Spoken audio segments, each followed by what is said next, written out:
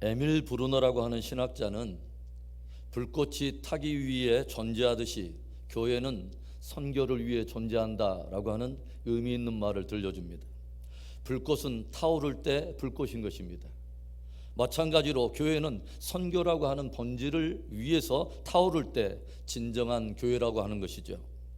우리들이 역사를 뒤돌아보면 어떤 개인이든 교회든 그리고 사회이든 나라이든 선교라고 하는 거룩한 하나님의 일을 붙들고 거기에 전심을 기울일 때 그 인생이 그리고 그 공동체가 가장 번성하고 가장 축복된 은혜를 또 그렇게 누렸다고 하는 것을 역사가 증거하고 있습니다. 예루살렘에서 시작된 이 복음이 서쪽으로 향해서 서진하면서 유럽에서 꽃을 피우게 되죠. 매우 작은 영토를 가진 영국이었지만 영국이 가장 복을 받고 그리고 가장 강성해서 세계를 제패할 때가 있었습니다. 저들이 선교에 집중하면서 온 세계에 가장 많은 선교사를 파송했던 빅토리아 여왕 시절이었습니다. 그 당시 영국은 해가 지지 않는 나라고 하는 영예로운 호칭을 갖게 되었어요.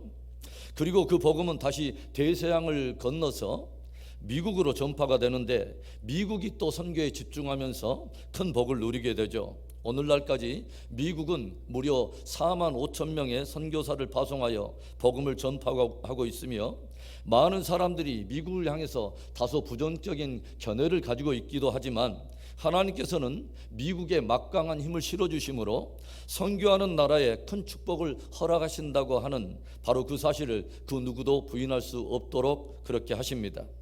그리고 그 복음이 이제 태평양을 지나서 작은 아시아의 운둔의 나라 조선이라고 하는 땅에 심겨지고 동방의 작은 나라 대한민국이 선교하라고 하는 이 하나님의 위대한 일을 붙들기 시작하죠.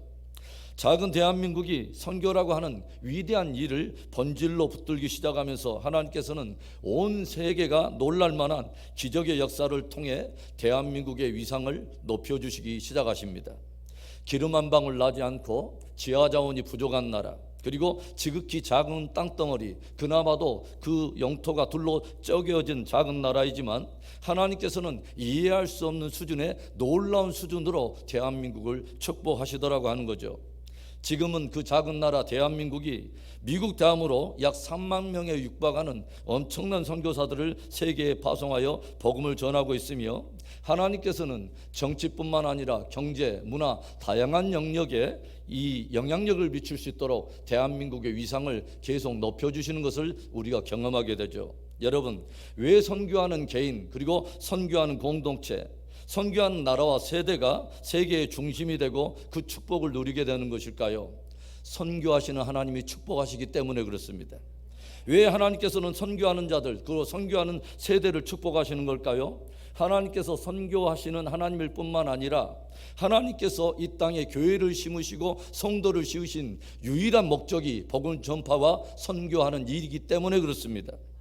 이 세상에는 유람선과 같은 교회도 있고요, 그리고 군함과 같은 교회도 있습니다. 차이가 무엇일까요? 여러분, 유람선이 있는 목적이 무엇입니까? 관광을 위해서 있는 것이죠. 그래서 무엇보다도 안전하고 편리해야 하는 것입니다. 편리한 시설과 안락함을 주는 공간, 또 적절한 음악이 흐르고 아이들을 위한 유익한 놀이시설 등 자신의 필요와 목적이 가장 중심이 되는 것이죠. 조금이라도 불편함이 느껴지고 편리가 제공되지 않으면 갈아타면 그만입니다. 무슨 교회가 에어컨도 없어? 왜 주차시설은 이 모양이야? 왜 의자는 이렇게 딱딱해? 그리고 자신의 의견이 관철되지 않으면 떠나버리면 그만인 것이 유람선인 것이죠. 그런데 이렇게 될 때 교회는 점점 생명력을 잃어가게 되는 것입니다. 참으로 안타까운 것은 하나는 현대 교회가 점점 이런 유람선과 같은 교회가 되어가기 시작했다고 하는 거죠. 현대 성도들이 점점 관광객과 같은 성도가 되어간다는 거예요. 그런데 군함과 같은 교회도 있습니다. 군함은 어떻습니까?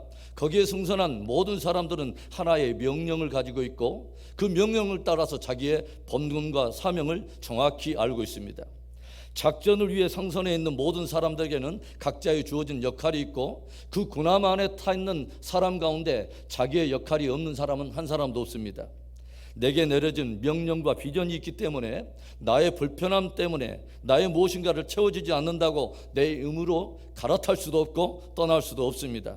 여러분, 우리들의 구원의 주요, 우리의 구원의 방주의 함장이요 사령관이신 예수님께서 저와 여러분에게 들려주신 The Great Commission, 위대한 지상 대명령이 하나 있습니다. 바로 복음의 증인되라고 하는 선교 명령입니다. 부활하신 주님께서 승천하시면서 모인 제자들에게 들려주신 유언과도 같은 명령을 여러분 아십니까?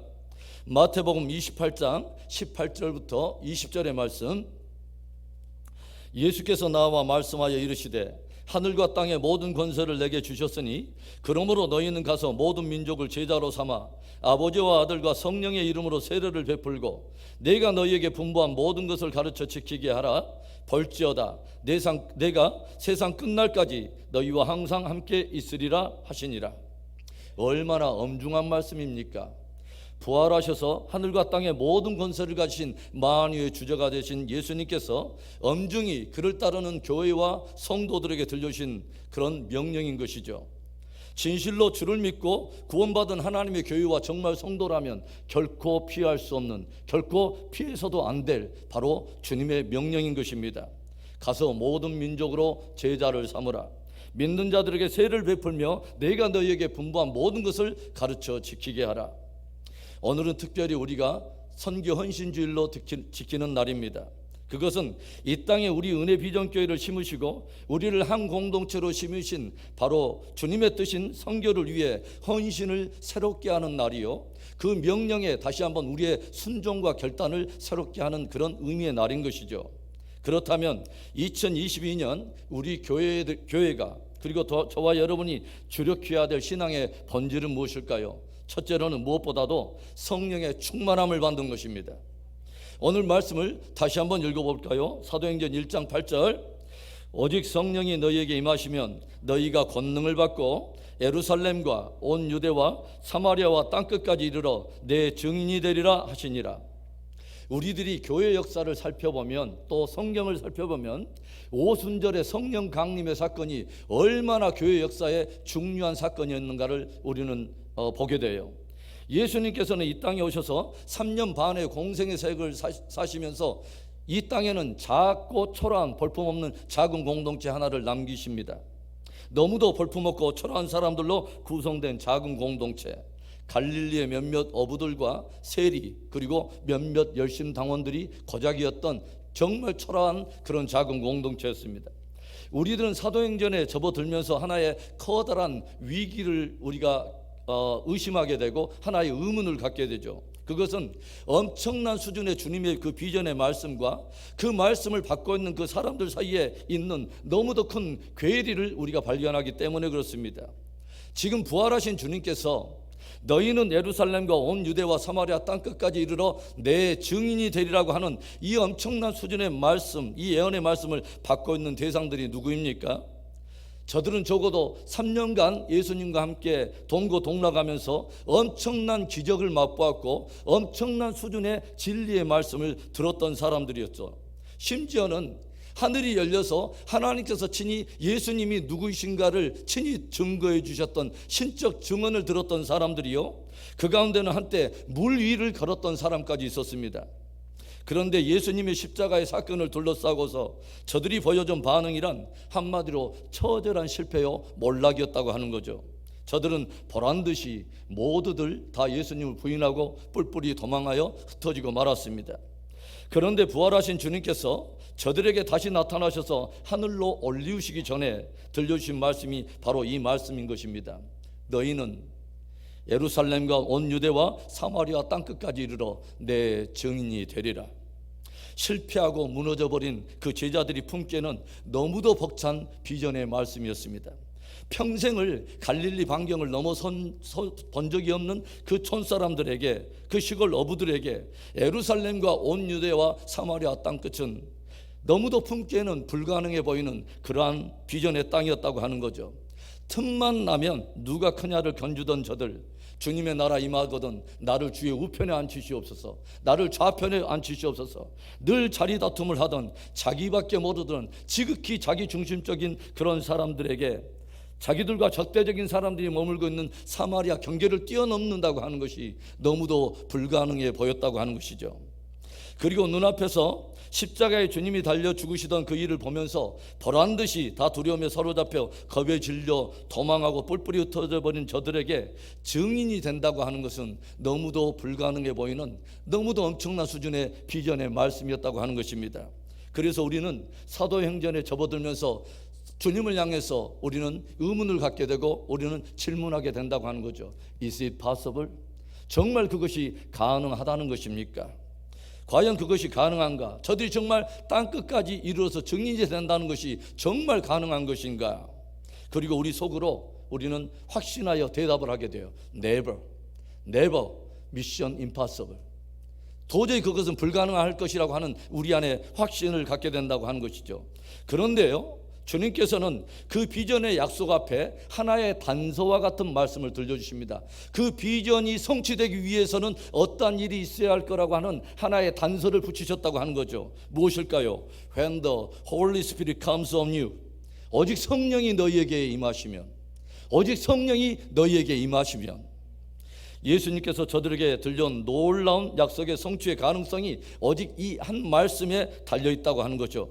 오직 성령이 너희에게 임하시며. 이미 실패와 좌절을 맛본 제자들이기에 그들이 그 품기에는 너무도 벅찬 비전의 말씀이었지만 이 비전으로 부르신 그분이 누구인지를 알기에 이제 저들은 이 말씀을 붙들기 시작합니다. 그분이 누구입니까? 사망 권세를 이기시고 부활하신 주님이십니다. 그리고 하늘에 오르셔서 하늘과 땅의 모든 만물을 통치하시는, 바로 만유의 주제가 되시는 바로 그분이라는 거죠. 자기들이 감히 품을 수 없는 그런 비전이었지만 주님께서 들려주시는 약속의 말씀이기 때문에 그것을 붙들고서 이 작은 공동체가 그 주님의 약속이 우리 안에 성취되기를 간절히 기도하고 또 그것에 헌신하기 시작할 때 마침내 저들에게 놀라운 날이 찾아왔습니다. 오순절 날이 이르렀을 때 전심으로 간구하던 저들 위에 드디어 약속의 성령이 임하게 된 것이죠.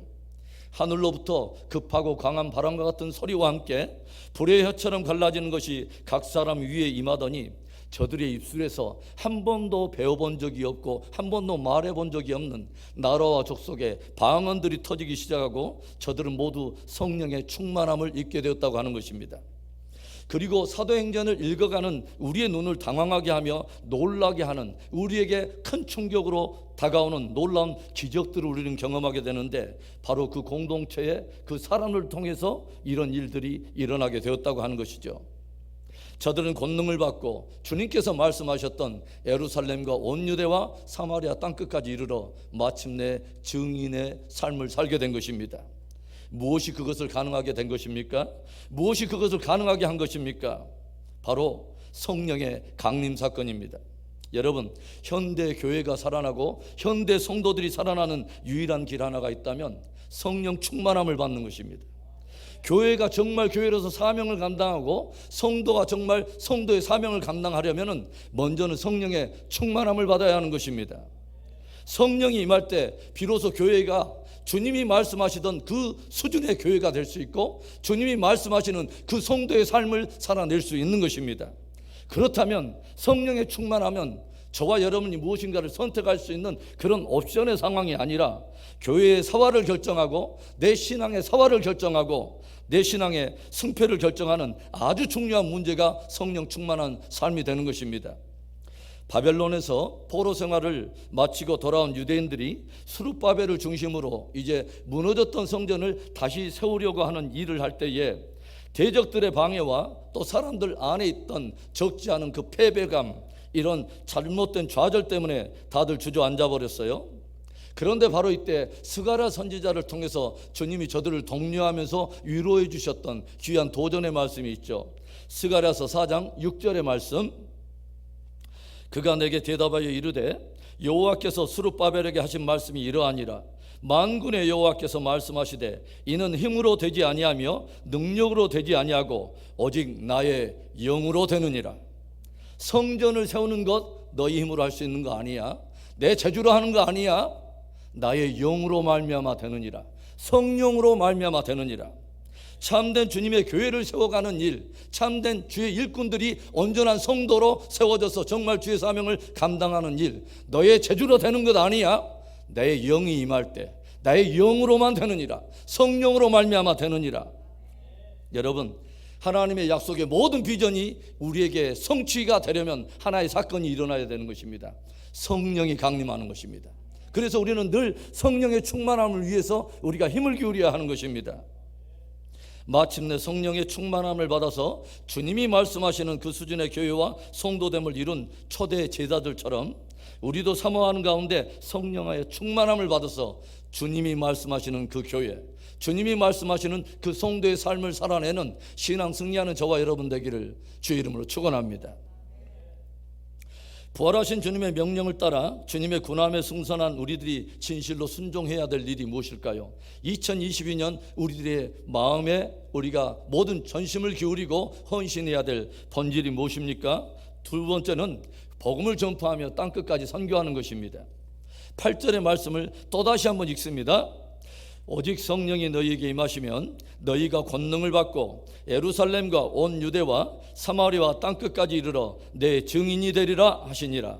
여러분, 부활하신 예수님께서 왜 성령의 약속을 주시면서 땅끝 선교를 명령하시는 걸까요? 그것이 성령을 우리에게 부어주시는 가장 큰 이유이기 때문에 그렇습니다. 다시 말하면 성령께서 하시는 최고의 본질적인 성령의 사역이 무엇이냐면 하나님의 사람들에게 권능을 부으셔서 저들로 하여금 땅끝까지 이르러 증인되게 하심으로 영혼들을 구원하는 일인 것입니다. 여러분, 교회는 성령의 음성에 순종해야 합니다. 초대 성도들이 성령의 충만함을 받았지만 처음에는 저들은 주로 동족인 유대인들만의 복음화에 주력을 했던 것을 우리가 보게 되죠. 은혜는 받았지만 저들 안에는 아직도 타민족이나 믿지 않는 이방인들에 대해서는 여전히 배타적이었던 것입니다. 그래서 저들은 아직도 예루살렘을 벗어나지 못하고 자기끼리만 복음의 은혜를 누리고 있었고 자기들끼리만 펠로십, 교제를 누리고 축복을 누리는 일에 함께 힘을 기울였다고 하는 것이죠. 그런데 이때 어떤 일이 일어날까요? 우리가 하나님의 뜻에 대해서 그것을 잘못 곡해하고 엉뚱한 방향으로 나가고 있을 때 하나님은 바꾸십니다. 그래서 1장 8절을 거꾸로 하면 8장 1절이 되는데 8장 1절에는 이런 말씀이 기록되어 있죠. 사울은 그가 죽임당함을 마땅히 여기더라. 그날에 예루살렘에 있는 교회에 큰 박해가 있어 사도 외에는 다 유대와 사마리아 모든 땅으로 흩어지니라. 스데반 집사님이 순교를 당하면서 초대 공동체, 이 예루살렘 공동체에 기이한 사건이 일어나게 됩니다. 어떤 일이 일어나냐면 엄청난 수준의 거대한 박해가 찾아왔다고 하는 것이죠. 그래서 이 박해로 인해서 사도들 외에는 거의 모든 성도들이 유대와 사마리아와 인근 땅으로 흩어지게 되고, 저들에게 이런 일들이 일어나면서 어떤 일이 일어나냐면 그 흩어진 사람들이 이제 흩어진 그곳에서 무엇인가 새로운 일을 하기 시작했다고 하는 것이죠. 8장 4절부터 6절의 말씀인데, 그 흩어진 사람들이 두루 다니며 복음의 말씀을 전할세 빌립이 사마리아 성에 내려가 그리스도를 백성에게 전파하니 무리가 빌립의 말도 듣고 행하는 표적도 보고 한 마음으로 그가 하는 말을 따르더라.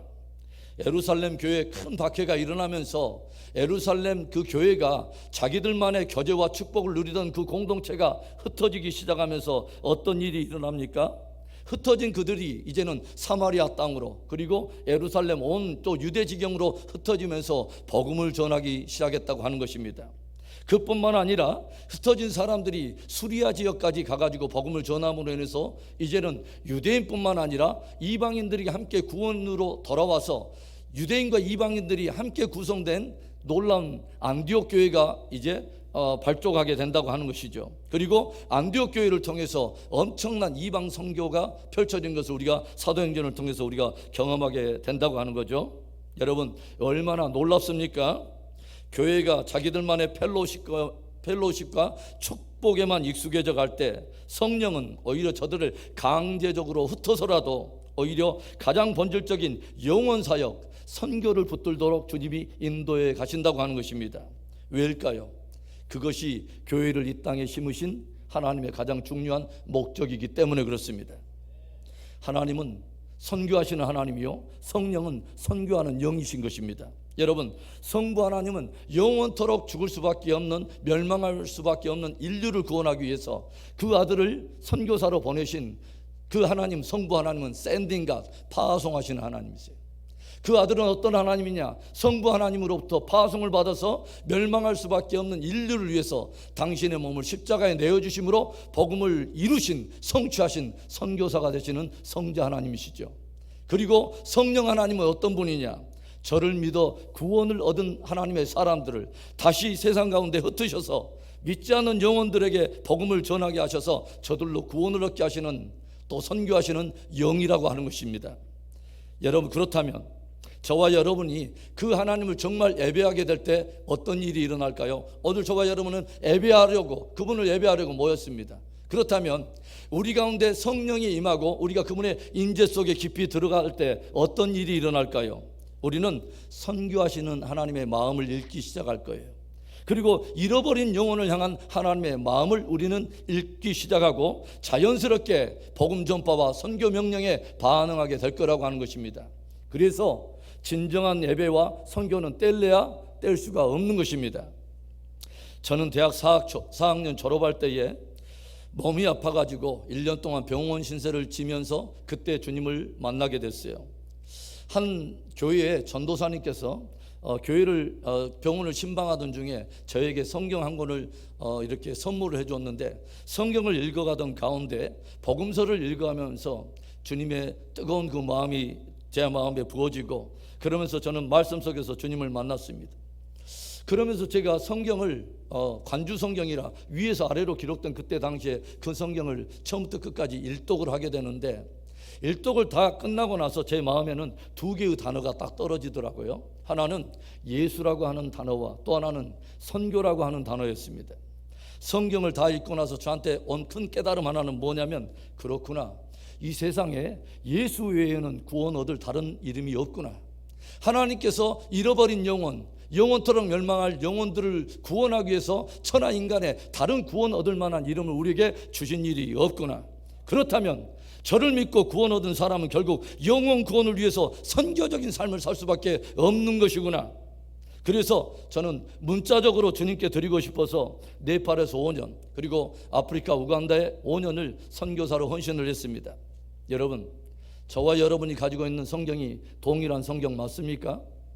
우리는 성경을 통해서 무엇을 읽고 있을까요? 우리 은혜 비전 공동체가 이제 개척 1년을 넘어섰습니다.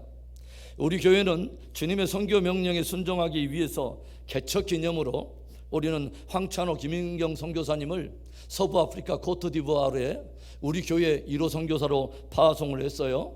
그리고 또 연말부터 네팔에 35명의 고아들이 지금 머물고 있는 그 조이아수라고 하는 고아원을 지원하기 시작했습니다. 그리고 멕시코의 신학생들 우리가 또 지원하기 위해서 멕시코 선교 신학교의 이사교회가 되었습니다. 사람들은 종종 그런 말을 해요.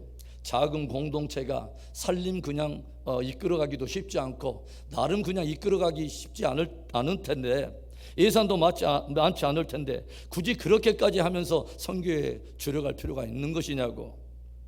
소원을 담아서 여러분을 제가 축복하고 싶기는, 여러분 주의 명령에 순종하는 성도 되기를 바랍니다. 우리 교회가, 저는 늘 그런 마음을 가지고 있어요. 그런 간구를 하나님 앞에 기도해요. 하나님, 재정이 비전을 묶어버리는 교회가 되지 않게 하옵소서. 오히려 하나님의 비전이 재정을 이끌고 가는 교회가 되게 하옵소서. 여러분을 정말 저는 축복하고 싶습니다.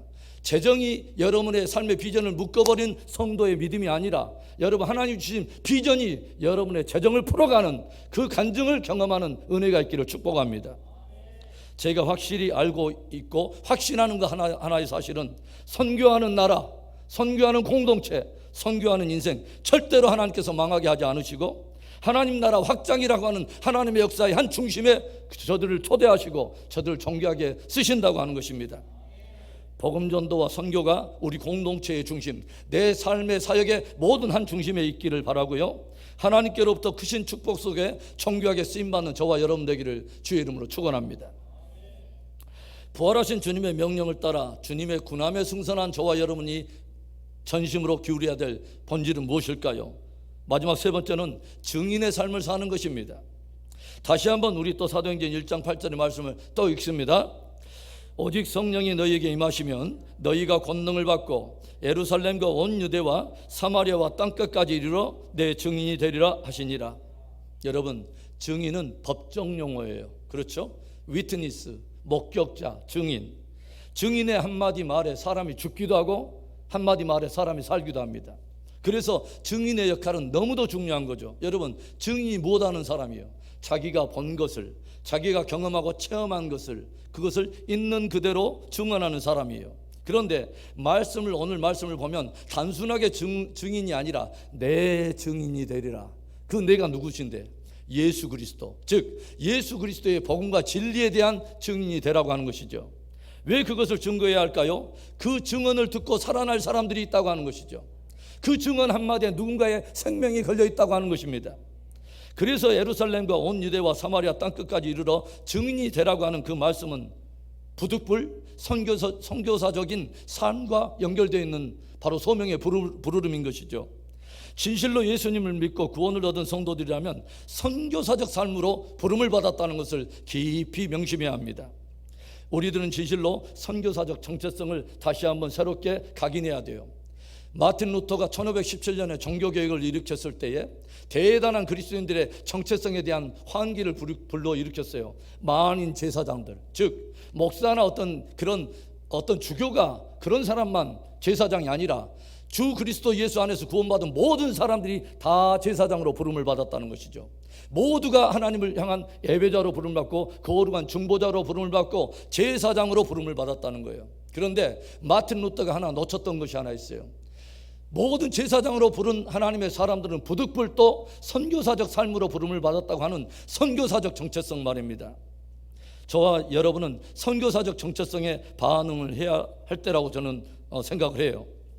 예루살렘과 온 유대와 사마리아 땅끝까지 이르러서 내 증인이 되리라 하는 말씀은 바로 이 선교사적 삶으로 부르름인 것입니다. 그 말은 곧 저와 여러분에게 이것을 도전한 것이죠. 가든지 보내든지 선교사적 삶을 살라는 것이죠. 제가 오래전에 미국의 역사에 저력을 경험했던 하나의 간증이 있어요. 미국 교회 저변에 깔려있는 많은 사람들은 미국에 대해서 다소 여러 가지 많은 어떤 이야기를 하지만 그래도 지금까지도 기독교 저력이 깔려있는 미국의 역사를 제가 경험했던 적이 있어요. 네팔 선교사로 있을 때에 OMS 선교 100주년 그 기념대회에 초청을 받아서 미국 인디애나주에 가서 선교대회에 제가 참석을 했는데 그 선교대회 마지막 날에 이 선교대회 주 강사로 청빙을 받았던 야베스의 기도라고 하는 책의 저술자 브루스 윌킨슨 강사가 모여있는 수많은 회중을 향해서 콜링을 하는 거예요. 여러분 가운데 4대째 선교사 있으면 강단으로 뛰어 올라오십시오. 그러자 저 멀리에서 갑자기 할아버지와 같은 두 분이 머리에 띠를 띠고 강단 위로 막 올라가는 거예요. 저 조용히 보니까 이분이 이제 3대째 선교사 있으면 또 올라오십시오. 그러니까 수십 명이 또 강단 위로 막 올라가요. 2대째 선교사 있으면 그 자리에 일어서시지 않게 수백 명이 일어섭니다. 그리고 현직 선교사들 다 손을 들고 일어나십시오 하니까 현직에 있는 그 선교사들이 수천 명이 함께 일어난 거예요.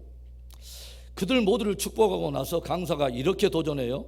저는 오늘 밤 성령의 감동하심을 받고 여러분을 도전하고 초대하려고 합니다. 내 평생에 사는 동안에 적게는 6개월, 많게는 평생 전체를 하나님 앞에 선교사로 드리고 싶은 사람 100명을 앞으로 내가 초대를 합니다. 이때 제가 2층 발코니 위에 저기 앉아가지고 아래에 있는 사람들이 이렇게 쭉 보고 있는데요. 이쪽 저쪽에서 막 그 강사의 말이 떨어지자마자 막 강단으로 사람들이 나가는 거예요. 할아버지도 나가고 어떤 아저씨도 나가고 아가씨도 나가고 국민학생 어린아이들이 또 나가서 막 그들이 강단을 향해서 나가는 모습을 보는데 너무 가슴에 충격이 되고 너무 감동이 됐어요.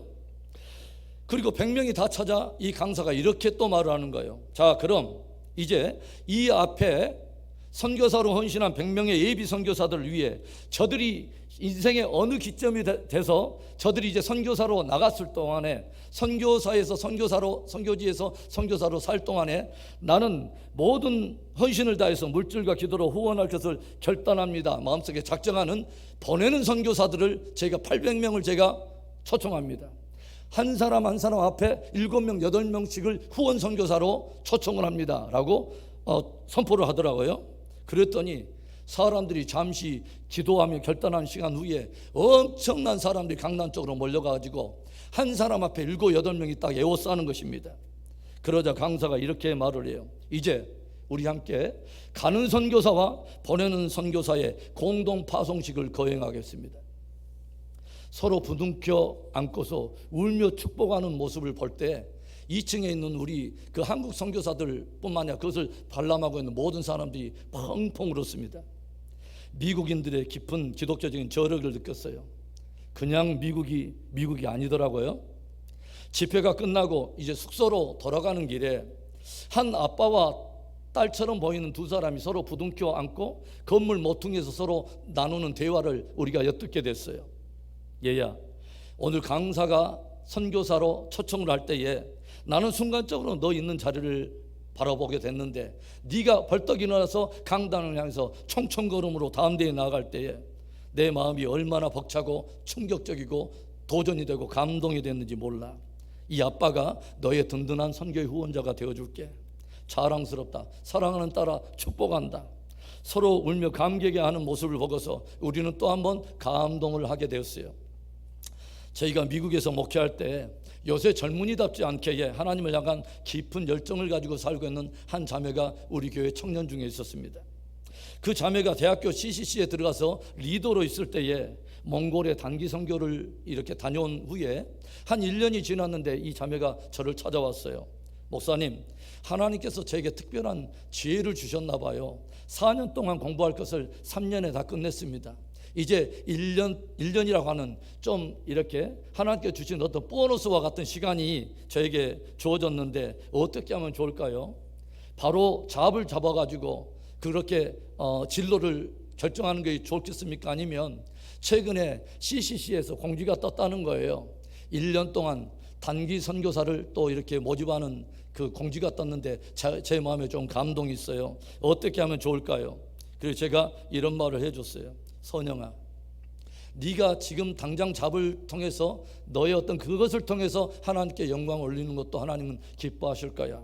그런데 네 평생에 가장 값진 시간을 온전히 한번 하나님 앞에 들여서 복음에 헌신하는 시간을 갖는다면 하나님께서 차원이 다른 수준으로 너를 또 이끌어 가시는 것을 경험하게 될 거야. 축복해 주었습니다. 결국 선영이는 일본 선교를 결정하게 됐고 저희 교회에서 1년 동안 단기 선교사로 파송해서 후원을 하게 되었습니다. 그런데요, 제가 이렇게 봤어요. 조용히 보니까 이 애가 단기 선교를 다녀오고 나서 계속 앞으로 이렇게 어떤 살아가는 과정을 보니까 제가 무엇을 봤냐면 하나님께서 이 자매를 어떻게 특별한 수준으로 그 자매를 이끌어가고 어떻게 다른 수준으로 축복하시는가를 제가 목격하게 되더라고 하는 거예요. 설교 초대에도 그런 말씀을 드렸지만 선교하는 나라, 선교하는 공동체, 선교하는 인생, 하나님께서 전혀 다른 수준으로 은혜 주시고 축복을 하십니다. 제가 미국에서 목회할 때 저희는 항상 매해 1월 세 번째 주일을 선교 헌신 주일로 지키면서 어른들로부터 또 어린 주일학교 아이들까지 자기 상황과 믿음의 분량을 따라 1년 동안 선교를 위해 작정하는 시간을 가졌는데 제가 깜짝 놀랐어요. 며칠 전에 교단에서 이렇게 공문이 왔는데 우리 선교 교단 전체가 항상 1월 셋째 주를 선교주일로 이렇게 지키더라고요. 참으로 참 기이한 우연이고 하나님의 섭리가 있다는 생각을 해봤어요. 오늘 저는 여러분에게 선교 작정수를 나누지는 않았습니다. 그런데 저는 여러분을 도전하고 싶어요.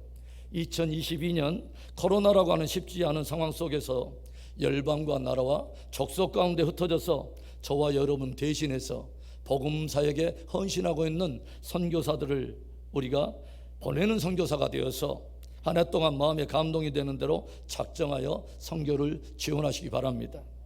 사랑하는 성도 여러분, 깊이 기억하십시오. 저와 여러분은 유람선에 타 있는 것이 아닙니다. 부활의 주님께서 함장이 되어 지상 대명령을 내리심으로 함께 작전을 수행하려고, 영혼 구원하는 작전을 수행하려고 함께 우리가 군함에 타고 있는 것입니다.